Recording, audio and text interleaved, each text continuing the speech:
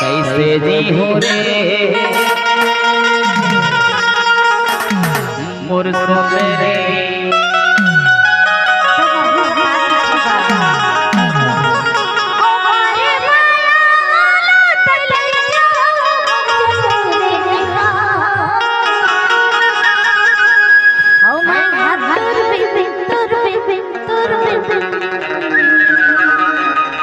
कैसे जी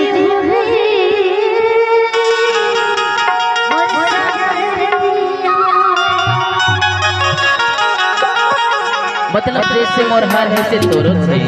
कैसे तभी तो गई थो मोरे दिल लगले क्या मोर सुंदरिया मोरे दिल लगले क्या मोर सुंदरिया मैं हाँ तोर पे कैसे जी हो रे मोर सुंदरिया मैं हाँ तोर पे कैसे जी हो रे मोर सुंदरिया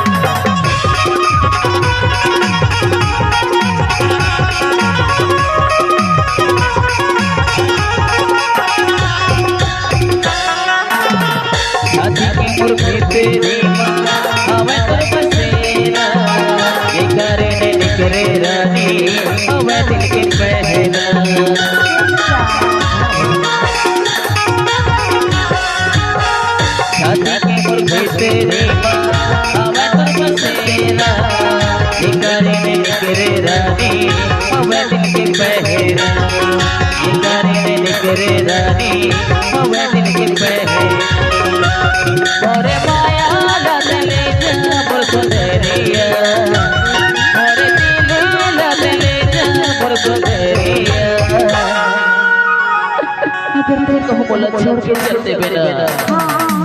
तो इसलिए तोर सुरता बरवत रही हो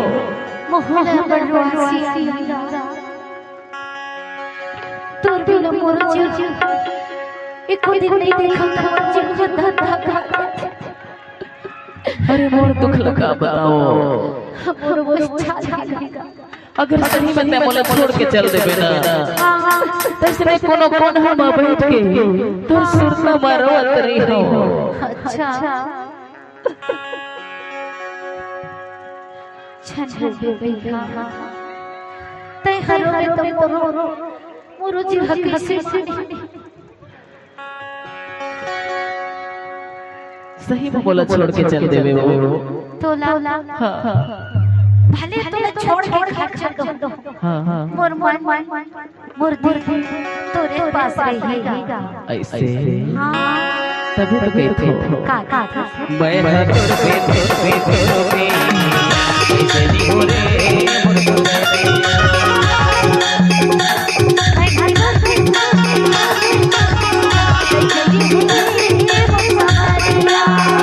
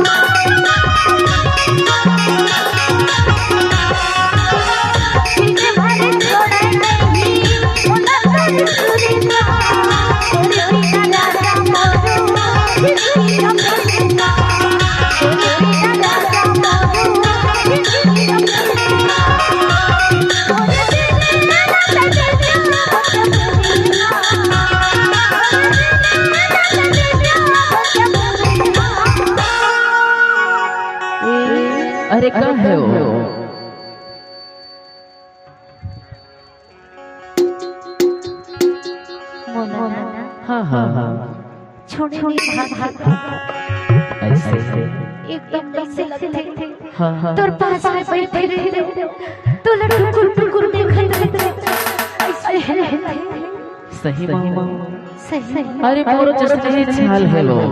ऐसे हाँ हाँ तभी तो कही का कहते थे मैं तो